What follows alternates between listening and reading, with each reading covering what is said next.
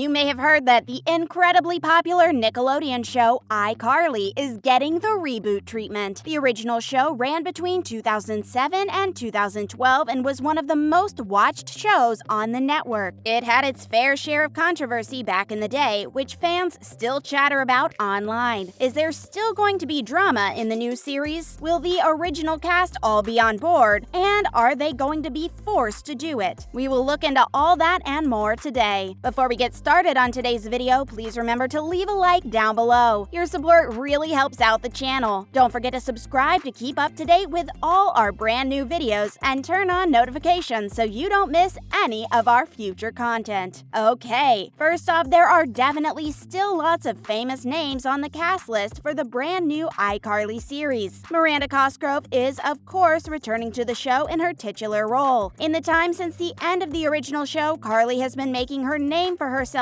as a TV show host both in the States and in Europe, Italy to be specific. After ending the relationship with her long-term boyfriend, she decided to restart the iCarly show with her old friends. Miranda Cosgrove was excited to announce her return to the show, and in her official announcement, she said, "Being on the iCarly set has always felt like a second home to me, and it's so awesome to be back with my pals Jerry and Nathan. We served up spaghetti tacos over 10 years ago, and I can't wait to show you what we're cooking up next with Nickelodeon for Paramount+."